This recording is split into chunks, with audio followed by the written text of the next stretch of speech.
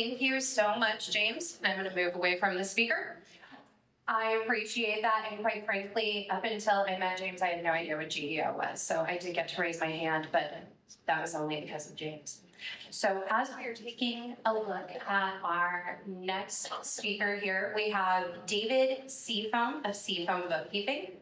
Now, David is going to be focusing with his business on supporting small and medium-sized business owners and reducing stress, reclaiming time by managing bookkeeping and finances and supporting success. So please join me in welcoming David as he shares with us the clarity system that makes your books a little less murky.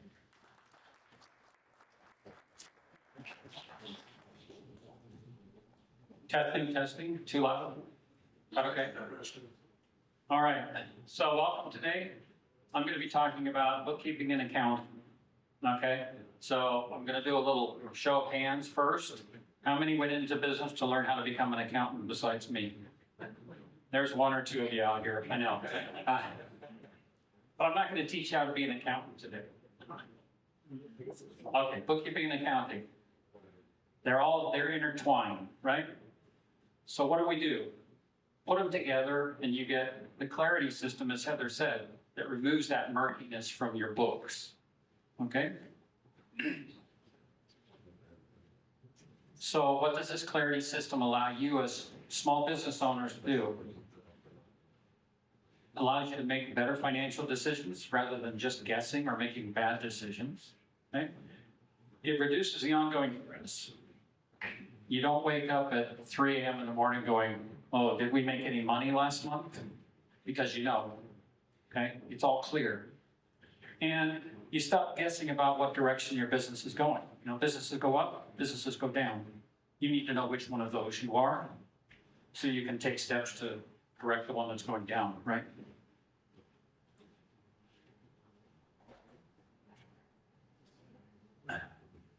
So, what's the difference between bookkeeping and accounting? Okay, they're intertwined, but bookkeeping is really about the data, recording of the data, making sure the data is clear. Whereas accounting is understanding the data and making sure that the decisions are made based on data. It's pretty simple, but they're different. So what do healthy books look like?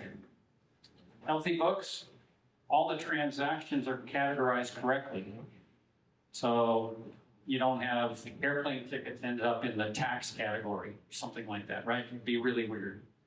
The accounts are reconciled monthly or regularly. Monthly is a pretty typical thing. That way you make sure everything is where it belongs and everything goes together, like balancing your checking account, savings account, in this case also liabilities and assets and things like that, right? So how much do you owe on the car, that kind of thing. And the last part is, if this is all done, you get a report at the end of the month that you can trust and you can make business decisions on. Right? What do messy financials look like? Well, waking up at 3 a.m. wondering if you have a profit or not, okay? Because you don't trust it, okay? The cash flow is unpredictable. I have money today, but I don't have money tomorrow. Decisions that you make are based on, well, it's sunny outside, I should buy a new building. You know, not the right information. And all this just leads to more stress. Okay? So what are some habits that you can have as a business owner that help take care of a lot of this stuff? Okay? Separate your business and personal funds. Business accounts, personal accounts. Don't mix them together, it gets messy. It also could give you problems if you have an LLC, limited liability company, limited liability corporation. If you mix your funds, that gives someone, if you have a problem with your business, the opportunity to sue you and go after your house. And you don't want to do that. Keep them separate. Get a business credit card, get a personal credit card. Okay? Reconcile monthly. I already said that. And I have a problem here. These are in the wrong order. This one should be number 3. Okay? You got to look at your books and your monthly as if you were the CEO. You are the CEO of your company, right? So you have to pay attention to what's going on. And you need to know what your monthly baseline costs are. So you can see if, well, my labor costs went up by 5x last month. Why? That doesn't look right.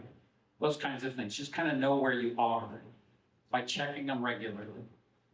And what's your top 3 expenses? Learn what your top ones are, because those top 3 really make the most difference in your business.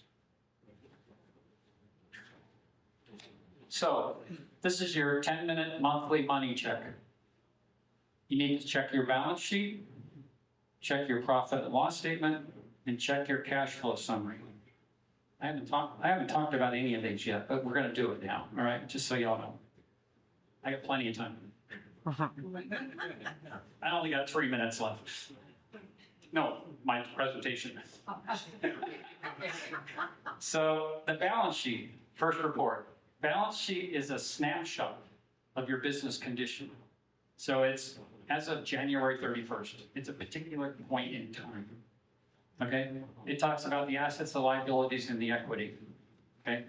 And we'll talk about what each of these means, but really what it is it's what the business owns versus what the business owes. Okay? Assets is what you own, liabilities is what you owe.